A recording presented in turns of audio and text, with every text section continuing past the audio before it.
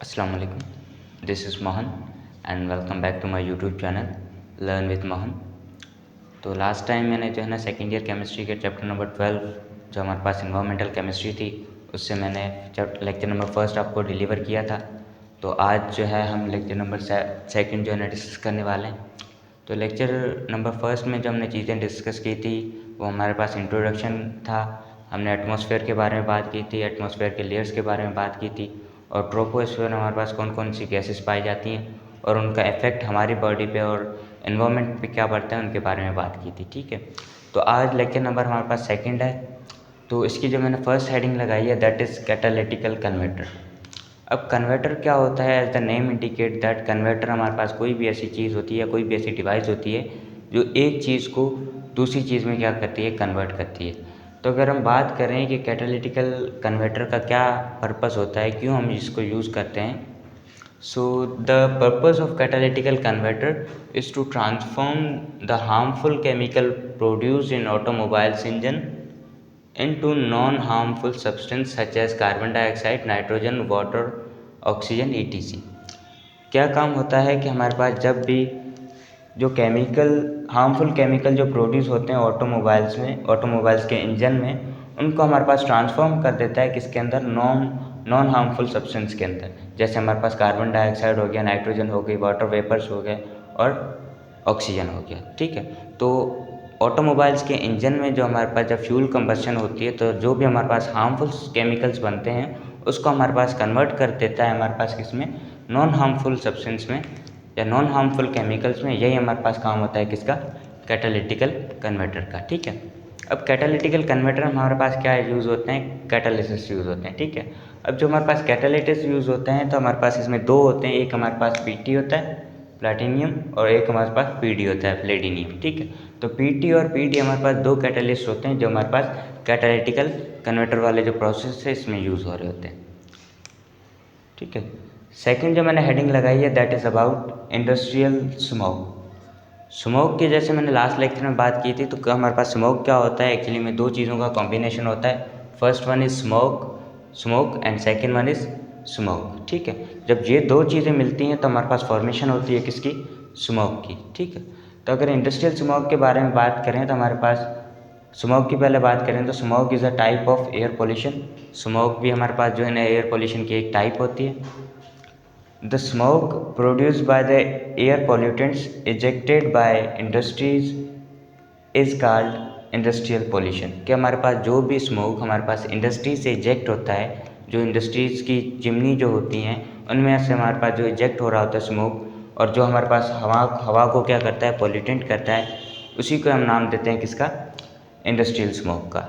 ठीक है, हमारे पास जो स्मोक होता है इसका जो कलर हमारे पास होता है दैट इज़ ब्राउन येलो, जबकि हमारे पास जो फोक का कलर जिसको हम धुंध कहते हैं, जो धुंध का कलर होता है वो हमारे पास क्या होता है, वाइट होता है। यही हमारे पास डिफरेंस होता है किसमें, स्मोक में और फोक में, कि फोक का कलर हमारे पास वाइट हो रहा होता है जबकि हमारे पास स्मोक का कलर जो हमारे पास ब्राउन येलिश टाइप का होता है। ठीक है, लास्ट जो मैंने पॉइंट लिखा है about smoke that is it has harmful effect to human and plant. ये हमारे लिए क्या होती है और प्लांट्स के लिए क्या होती है, नुकसानकार होती है, हार्मफुल होती है, हार्म देती है हमें। ठीक है, नेक्स्ट जो मैंने हेडिंग लगाई है that is about global warming. Global warming क्या होता है, the gradual increase in earth's average temperature is called global warming. कि हमारे पास जो अर्थ का एवरेज टेम्परेचर है उसमें जो आहिस्ता आहिस्ता इंक्रीजमेंट होती है, आहिस्ता आहिस्ता वो जो टेम्परेचर बढ़ता है उसी का हम नाम देते हैं किसका, ग्लोबल वार्मिंग का। ठीक है, एवरेज टेम्परेचर हमारे पास अर्थ का क्या होता है दैट इज़ 15 सेल्सियस। 15 सेल्सियस हमारे पास क्या लेते हैं एज अ एवरेज टेम्परेचर लेते हैं अर्थ का। ये भी हमारे पास वेरी करता है। तो ग्लोबल वार्मिंग अगर सिंपली वर्ड में अगर बात करें तो अगर हमारे पास अर्थ का temperature gradual Aahista Aahista increase हो तो उसी चीज़ को हम क्या नाम देते हैं, ग्लोबल वार्मिंग का नाम देते हैं। अब ग्लोबल वार्मिंग कॉजेज़ की अगर बात करें तो हमारे पास बहुत सारे कॉजेज़ होते हैं। जैसे हमारे पास, जैसे मैंने यहाँ पर एक लिखा है that is green house effect. Green house effect में हमारे पास एक कॉज होता है जो क्या कॉज करता है, ग्लोबल वार्मिंग काज करता है। अगर बात करें ग्रीन हाउस इफेक्ट की तो ग्रीन हाउस इफेक्ट हमारे पास क्या होता है, temperature of earth regulated by certain gases present in atmosphere such as methane, carbon dioxide, nitrous oxide, water is called greenhouse gases। कि हमारे पास क्या होता है, जो हमारे पास एटमॉस्फेयर है उसमें हमारे पास कुछ गैसेस पाई जाती हैं जिसको हम नाम देते हैं ग्रीन हाउस गैसेस का। वो गैसेस हमारे पास कौन सी होती हैं? Methane, carbon dioxide, nitrous oxide जिसको हम लाफिंग गैस भी कहते हैं, और वाटर का क्या मतलब होता है? जो वाटर वेपर्स हमारे पास प्रेजेंट है एटमॉस्फेयर के अंदर। अब ये हमारे पास जो ग्रीन हाउस गैसेस है ये क्या करती हैं? अर्थ के टेम्परेचर को क्या करती हैं? रेगुलेट करती हैं। ठीक है, अर्थ के टेम्परेचर को रेगुलेट करती हैं। जिस तरह ये सपोज कर लें ये एक अर्थ है और हमारे पास क्या हो रहा है? सन से क्या आ रही है? हीट आ रही है। ठीक है, अगर हमारे पास दिन है तो हमारे पास क्या है? जो भी साइड हमारे पास अर्थ है उस साइड पर हमारे पास क्या आएगी? डायरेक्ट हीट आएगी सन की। तो जब हमारे पास सन से हीट आती है तो क्या करते हैं? ये जो हमारे पास एटमॉस्फेयर है, जो हमारे पास है एटमॉस्फेयर में जो गैसेस है जिसको हमने नाम दिया है ग्रीन हाउस गैसेस का, ये क्या करती हैं? इसके टेम्परेचर को रेगुलेट करती हैं। ठीक है, अब सपोज़ कर लें कि अगर हमारे पास ग्रीन हाउस गैसेस ना हो, ठीक है, ग्रीन हाउस गैसेस ये जो हमारे पास 4 या 5 हमारे पास गैसेस हैं ये हमारे पास एटमॉस्फेयर में मौजूद ना हो, तो क्या होगा कि हमारे पास जो भी हीट हमारे पास आएगी सन से, ये डायरेक्ट हमारे पास टकरा कर अर्थ से वापस रिफ्लेक्ट कर जाएगी। जब रिफ्लेक्ट कर जाएगी तो हमारे पास क्या होगा? हमारे पास जो अर्थ का जो टेम्परेचर होगा वो रेगुलेट नहीं होगा। दिन के वक्त हम सर्वाइव कर जाएंगे, लेकिन रात के वक्त हमारे पास जब 10 से 12 घंटे तक हमारे पास क्या नहीं होगी? हीट मौजूद नहीं होगी। तो क्या होगा? हमारे पास अर्थ में जो सारी चीज़ें होंगी वो क्या फ्रीज़ होना स्टार्ट हो जाएंगी, जमना स्टार्ट हो जाएंगी। तो इसी वजह से कहते हैं कि हमारे पास जो ग्रीन हाउस गैसेज हैं ये हमारे पास अर्थ के टेम्परेचर को क्या करती हैं? रेगुलेट करती हैं। ठीक है, उसके बाद सेकंड पॉइंट जो मैंने लिखा है सेकंड जो पॉइंट मैंने लिखा है that is the change in concentration of these gases leads to alternation in the earth's climate. कि अगर ये हम नो डाउट कि हमारे पास ये जो ग्रीन हाउस गैसेस हैं ये हमारे पास क्या है? एक बेनिफिट हमें देती हैं, बेनिफिट प्रोवाइड करती हैं। पर बाय एनी मीन अगर क्या हो जाए इनकी कंसंट्रेशन हमारे पास राइज हो जाए हमारे एटमॉस्फेयर में, तो क्या होता है कि अर्थ के क्लाइमेट में क्या आती है? अल्टरनेशन आती है, वेरिएशंस आती हैं, चेंज होता है हमारे पास। ठीक है, थर्ड जो मैंने पॉइंट लिखा है increased green house gas effect is one of the major cause of global warming. तो पहले ही मैंने आपको बताया कि हमारे पास जो ग्रीन हाउस गैस है ये भी हमारे पास कॉज होता है किसका? ग्लोबल वार्मिंग का। ठीक है, तो अब बात करते हैं नेक्स्ट जो हमारे पास हेडिंग है दैट इज़ एसिडिक रेन, जिसको हम तेज़ाबी बारिश भी कहते हैं। अब एसिडिक रेन का हमारे पास जो टर्म था वो हमारे पास इंट्रोड्यूस किया था एक इंग्लिश केमिस्ट ने, एक इंग्लैंड में रहने वाले केमिस्ट थे जिसका नाम था हमारे पास रॉबर्ट अंगस। रॉबर्ट अंगस ने हमारे पास 1872 में हमारे पास जो एसिडिक रेन का जो कॉन्सेप्ट था या एसिडिक रेन का जो हमारे पास टर्म था वो इंट्रोड्यूस किया था। अब एसिडिक रेन हम किसको कहते हैं? So the acidic rain refers to rainfall that has acidic component such as nitric acid, sulphuric acid and carbonic acid. ठीक है, तो हमारे पास एसिडिक रेन क्या होता है? एसिडिक रेन हमारे पास ऐसे रेनफॉल को रेफ़र करता है या ऐसे रेनफॉल को कहते हैं जिसमें हमारे पास क्या हो? एसिडिक कंपोनेंट हो, जैसे हमारे पास कार्बोनिक एसिड हो गया, सल्फ्यूरिक एसिड हो गया और क्या हो गया? नाइट्रिक एसिड हो गया। ठीक है, अब ये नाइट्रिक एसिड या सल्फ्यूरिक एसिड या कार्बोनिक एसिड हमारे पास कैसे बनते हैं? तो हमारे पास जो हमारे पास गैसेस हैं ये हमारे पास पहले ही हमारे पास क्या है? पॉल्यूटेंट है जो ऑलरेडी हमारे पास एटमॉस्फेयर में मौजूद हैं, जिसके बारे में हमने कल बात की थी। ठीक है, तो जब हमारे पास क्या होता है? रेनफॉल होता है, बारिश होती है, तो क्या होता है? उसमें वाटर होता है। तो एटमॉस्फेयर में जो भी हमारे पास गैसेज हैं, सपोज कर लें कार्बन डाइऑक्साइड है, कार्बन डाइऑक्साइड के साथ हमारे पास जब वाटर रिएक्शन करता है तो हमारे पास यहाँ पर कार्बोनिक एसिड की फॉर्मेशन होती है। ठीक है, इसी तरीके से हमारे पास सल्फर डाइऑक्साइड गैस है, जब इसके साथ वाटर आकर जब हमारे पास रिएक्शन करता है तो यही हमारे पास क्या फॉर्म करता है? सल्फ्यूरिक एसिड फॉर्म कर लेता है। ठीक है, इसी तरीके से नाइट्रस ऑक्साइड है, तो हमारे पास जब हमारे पास वाटर इसके साथ रिएक्शन करता है तो हमारे पास किसकी फॉर्मेशन कर लेता है? नाइट्रिक एसिड की फॉर्मेशन कर लेता है। ठीक है, तो यही हमारे पास जो एसिड होते हैं यही हमारे पास कॉज होते हैं किसके? एसिडिक रेन के। ठीक है, जब हमारे पास जो रेन है उसके साथ हमारे पास ये एसिड मिल जाते हैं, so this term is called acidic rain. ठीक है, इसी चीज़ को हम एसिडिक रेन कहते हैं या जिसी को हम जो है ना तेज़ाबी बारिश कहते हैं। ठीक है, इसी वजह से हमारे जो घर वाले होते हैं वो हमें यही कहते हैं कि जो फर्स्ट बारिश होती है उसमें हमें नहीं नहाना चाहिए। ठीक है, क्योंकि हमारे पास जो एटमॉस्फेयर में बहुत सारी हमारे पास क्या होती हैं? वेस्ट प्रोडक्ट होती हैं वो हमारे पास क्या करती हैं, वाटर से रिएक्शन करके बहुत सारे टॉक्सिक सब्सटेंस जो है ना फॉर्मेशन कर लेती है, जो हमारे पास जो हमारी हेल्थ के लिए या हमारे स्किन के लिए जो है ना हार्मफुल होती हैं। ठीक है, उसके अगर नेक्स्ट पॉइंट मैंने यहाँ पर लिखा है pH of normal rainfall is 6 to 6.5 but the pH of acidic rain is below 5। कि क्या मतलब होता है कि हमारे पास जो नॉर्मल रेनफॉल होता है उसकी जो हमारे पास pH होती है वो 6 से 6.5 होती है, जबकि हमारे पास जो एसिडिक रेन होती है उसकी हमारे पास जो इसकी जो pH हमारे पास होती है वो क्या होती है, 5 से बिलो होती है। ठीक है, हमारे पास जो हमारे पास जो रेन होता है वो हमेशा हमारे पास क्या होता है, एसिडिक होता है, न्यूट्रल तो कभी भी नहीं हो सकता। ठीक है, हमारे पास एसिडिक होगा, पर हमारे पास क्या है, जो नॉर्मल रेनफॉल है वो तो लेस एसिडिक होता है, और हमारे पास जो एसिडिक रेन है वो हमारे पास क्या है, थोड़ा सा ज़्यादा एसिडिक होता है। तो उसके बाद हम बात करते हैं harmful effect of acidic rain का। क्या अगर हमारे पास एसिडिक रेन होता है तो उसके हमारे पास क्या असरात हैं, क्या इफेक्ट हमारे एनवायरनमेंट पे या हमारी बॉडी पे, लिविंग ऑर्गेनिज्म पे क्या इफेक्ट पड़ते हैं। तो 4 पॉइंट्स मैंने लिखे हैं। First one is it increase the acidity of reverse which harm aquatic life. ये क्या करता है, हमारे पास जो रिवर्स हैं उनकी एसिडिटी को क्या कर देता है, इंक्रीज कर देता है, जिसकी वजह से उनमें जो हमारे पास एक्वेटिक लाइफ है, जैसे मछलियाँ वगैरह होगी, जो पानी में रहने वाले जो जानदार हैं, उनकी लाइफ को क्या पहुँचाते हैं, नुकसान पहुँचाते हैं। सेकंड पॉइंट जो मैंने लिखा है, it makes the soil sterile. क्या करते हैं ये, हमारे पास जब हमारे पास ज़मीन पे एसिडिक रेन पड़ती है तो क्या करते हैं, उनकी पीएच को चेंज कर देते हैं, और जब हमारे पास किसी भी ज़मीन की पीएच चेंज हो जाती है तो वो क्या हो जाती है, स्टेराइल हो जाती है, बंजर ज़मीन हो जाती है। उसके बाद उस पर हमारे पास पौधे वगैरह ग्रो सही तरीके से नहीं करते। Third is it cause corrosion of buildings और अदर कंक्रीट और मेटल मेड थिंग्स। ये हमारे पास इसके अलावा क्या काज करती है, कोरोजन काज करती है किस को, बिल्डिंग्स को, कंक्रीट को, और मेटल की चीज़ें हमारे पास जो बनी हुई होती हैं उन चीज़ों को। ठीक है, फोर्थ पॉइंट जो मैंने लिखा है, that is it makes undergo water as toxic and undrinkable. हमारे पास जो अंडरग्राउंड जो वाटर होता है उसको क्या करते हैं, टॉक्सिक करते हैं, और हमारे पास वो उसके बाद जो है ना पीने के काबिल नहीं होता। ओके, तब हम बात करते हैं स्ट्रेटोस्फेयर की। स्ट्रेटोस्फेयर क्या है, हमारे पास सेकंड लेयर ऑफ एटमॉस्फेयर है। फर्स्ट वाले लेक्चर में हमने बात की थी ट्रोपोस्फेयर की, जो हमारे पास फर्स्ट लेयर थी, और ये हमारे पास एटमॉस्फेयर की सेकंड लेयर है। ठीक है, अगर बात करते हैं स्ट्रेटोस्फेयर की, तो स्ट्रेटोस्फेयर में हमारे पास क्या होती है, ओजोन लेयर होती है।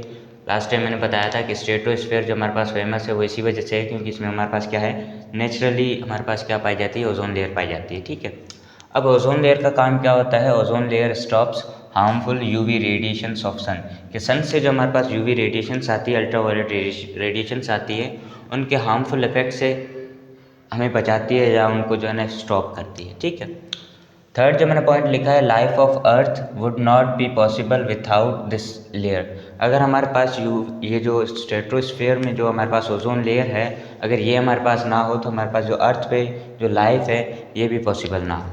ठीक है, अब बात करते हैं प्रोडक्शन ऑफ ओजोन लेयर की, कि हमारे पास ओजोन लेयर जो है वो कैसे बनती है। हमारे पास जो ओजोन लेयर का बनना और टूटना हमारे पास एक नेचुरली प्रोसेस है जो कुदरती तौर पर हमारे पास चलता ही रहता है। ठीक है, अगर बात करें प्रोडक्शन की, तो हमारे पास प्रोडक्शन कैसे होती है, ozone is produced by the photochemical reaction of sun rays और एंड ऑक्सीजन गैस। ठीक है, कि हमारे पास ओजोन लेयर की प्रोडक्शन क्या है, एक फोटोकेमिकल रिएक्शन। फोटोकेमिकल रिएक्शन का क्या मतलब है कि कोई भी reaction in the presence of light अगर हमारे पास हो रहा है तो उस रिएक्शन को हम नाम देते हैं फोटोकेमिकल रिएक्शन का। ठीक है, तो क्या होता है कि जब हमारे पास ऑक्सीजन के ऊपर जब हमारे पास यूवी रेज पड़ती है तो वो हमारे पास ब्रेक डाउन हो जाते हैं इनटू ऑक्सीजन रेडिकल। ठीक है, जब हमारे पास कोई भी ऑक्सीजन हमारे पास ऐसे होता है, डबल बॉन्ड ऑक्सीजन दूसरे से एक दूसरे से लगे होते हैं, तो क्या होता है जब हमारे पास यूवी रेज इन पर पड़ती है तो क्या होता है, ये हमारे पास बॉन्ड ब्रेक हो जाते हैं और हमारे पास दोनों जो है ना ऑक्सीजन के एटम जो है ना अलग अलग हो जाते हैं। ठीक है, इन्हीं ऑक्सीजन के एटम का हम नाम देते हैं oxygen free radical. Free radical का क्या मतलब होता है कि हमारे पास जो भी एटम है उन पर कोई भी चार्ज ना हो और अपने अपने इलेक्ट्रॉन लेकर क्या हो जाए, एक दूसरे से अलग हो जाए, उनको हम नाम देते हैं फ्री रेडिकल का। अब ये फ्री रेडिकल हमारे पास क्या होते हैं, अनस्टेबल होते हैं। अनस्टेबल क्यों है? क्योंकि हमारे पास इसके जो लास्ट शेल में है वो 8 इलेक्ट्रॉन नहीं है, ऑक्टेट कंप्लीट नहीं है, इसी वजह से ये क्या है, अनस्टेबल है। ठीक है, तो क्या होता है कि जब हमारे पास ऑक्सीजन से यूवी रेज अट्रैक्ट करती हैं तो क्या हो जाता है, हमारे पास ऑक्सीजन के 2 फ्री रेडिकल हमारे पास बन जाते हैं। उसके बाद हमारे पास जो इन्वायरमेंट में ऑक्सीजन है उसके साथ हमारे पास ये फ्री रेडिकल मिलकर क्या बना लेते हैं, ओजोन की फॉर्मेशन कर लेते हैं। ठीक है, ओजोन का जो हमारे पास स्ट्रक्चर होता है वो हमारे पास इस तरीके से होता है, साइक्लिक स्ट्रक्चर होता है। ठीक है, तो उसके बाद अगर बात करें डिस्ट्रक्शन ऑफ ओजोन लेयर की, कि हमारे पास जो डिस्ट्रक्शन होती है ओजोन लेयर की वो कैसे होती है, तो human activities can contribute the depletion of ozone layer through emission of certain chemicals known as ozone depletion substance। क्या होते हैं कि हमारे पास अगर ह्यूमन एक्टिविटीज़ की वजह से कुछ ऐसे केमिकल सब्सटेंस जो है ना रिलीज़ होती हैं जिनको हम नाम देते हैं ओजोन डिप्लीशन सब्सटेंस का। वो ओजोन डिप्लीशन सब्सटेंस हमारे पास क्या करती हैं, हमारे पास डिस्ट्रक्शन करती हैं ओजोन लेयर की। ठीक है, तो अगर मैं बात करूँ वो कौन से हमारे पास सब्सटेंस होते हैं ओजोन डिप्लीशन सब्सटेंस, तो जैसे कि मैंने एक एग्जांपल के तौर पर यहाँ पर लिख रखा है, दैट इज़ क्लोरोफ्लोरोकार्बन, CSF। ठीक है, CFC हमारे पास क्या होता है, क्लोरोफ्लोरोकार्बन हमारे पास इसकी फुल फॉर्म होती है। तो chlorofluorocarbon is use to coolant in refrigeration. ठीक है, जो भी हमारे पास जो फ्रिज वगैरह होते हैं या एयर कंडीशनर वगैरह होते हैं तो उसमें जो हमारे पास कूलिंग का प्रोसेस होता है वो हमारे पास कौन काज करता है, CFC काज करता है, क्लोरोफ्लोरोकार्बन काज करता है। ठीक है, तो नेक्स्ट पॉइंट जो मैंने लिखा है, when CFC reaches into stratosphere it breaks into chlorine and fluorine atoms which then react with ozone in UV light and decompose it into oxygen। ठीक है, क्या होता है कि हमारे पास जो कूलेंट के तौर पर CFC जो हमारे पास यूज़ होता है इन हमारे पास रेफ्रिजरेटर में या AC वगैरह में, तो क्या होता है बाय एनी मीन, क्या पता उसमें से कोई होल हो जाए, या वैसे भी हमारे पास जो गैस होती है जो कूलेंट के तौर पर हमारे पास फ्रिज वगैरह में AC वगैरह में से जो है ना लीक हो रही होती है, तो वो क्या होता है जब हमारे पास स्ट्रेटोस्फीयर में पहुंचती है तो क्या हो जाता है, और जब उस पर UV लाइट पड़ती है तो क्या होता है हमारे पास ये इसमें से एक क्लोरीन हमारे पास ब्रेक डाउन हो जाता है, अलग हो जाता है। ठीक है, तो क्लोरोफ्लोरोकार्बन का हमारे पास फार्मूला ये होता है CCl2F2। जब इसके ऊपर UV रेज पड़ती हैं तो हमारे पास ये बन जाता है CClF2, और प्लस में हमारे पास क्या निकल जाता है, एक ऑक्सीजन का मॉलिक्यूल निकल जाता है। ठीक है, जैसे कि ये यहाँ पर देख लें, ये हमारे पास स्ट्रक्चर होता है CFC का। ठीक है, कि हमारे पास क्या होता है, सेंटर में हमारे पास कार्बन लगा होता है और दो साइड पर हमारे पास क्लोरीन और दो साइड पर हमारे पास फ्लोरीन है। ठीक है, ये जो हमारे पास पर्टिकुलर स्ट्रक्चर है दिस इज कॉल्ड क्लोरोफ्लोरोकार्बन। क्या होता है कि जब हमारे पास इस पर UV रेज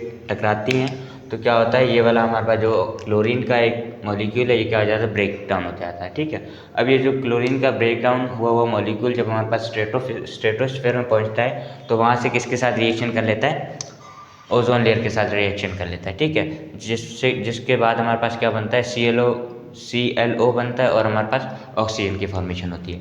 तो इस तरीके से हमारे पास क्या हो रही होती है, डिप्लीशन हो रही होती है, डिस्ट्रक्शन हो रही होती है ओजोन लेयर की। ठीक है, अब क्या हो रहा है कि हम जो है ना इसको बचाने के लिए हमारे पास साइंटिस्ट क्या कर रहे हैं, scientist have been working on developing alternatives of CFCs in order to prevent further damage to the ozone layer. ठीक है, जैसे कि मैंने आपको पहले ही कहा है कि अगर हमारे पास ये ओजोन लेयर की लेयर मौजूद ना हो तो हमारे पास अर्थ पे जो है ना लाइफ एग्जिस्ट करना बहुत मुश्किल हो जाएगा। ठीक है, तो अब क्या हो रहा है कि हमारे पास इस प्रोसेस को रोकने के लिए, ओजोन के डिप्लीशन को या ओजोन की डिस्ट्रक्शन को रोकने के लिए साइंटिस्ट जो है ना CFC के जो है अल्टरनेटिव्स फॉर्म जो है ना बनाने की कोशिश कर रहे हैं, ताकि हमारे पास जो है ना फर्दर जो है ना ओजोन लेयर की ब्रेकडाउन ना हो सके, या फर्दर ओजोन लेयर की हमारे पास डिप्लीशन ना हो सके, या उसको फर्दर हमारे पास डिप्लीशन होने से प्रिवेंट किया जाए, रोका जाए। ठीक है, तो सबसे अच्छा जो हमारे पास एक अल्टरनेटिव बना है CFC का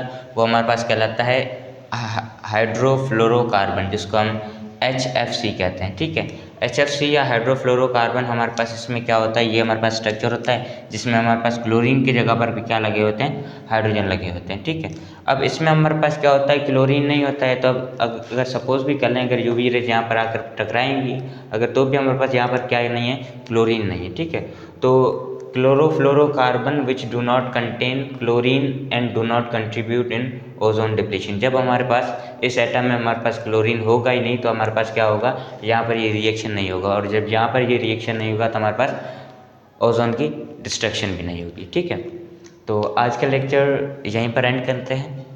तो अगर आपको समझ में आया है तो वीडियो को लाइक कर दें, शेयर कर दें, चैनल को सब्सक्राइब कर दें, ताकि जो है ना इसी तरीके से मैं आपको रोज़ की बेसिस पर लेक्चर अपलोड करता रहूं। और नेक्स्ट वीडियो के लिए मुझे इजाज़त दें। थैंक यू, अल्लाह हाफ़िज़।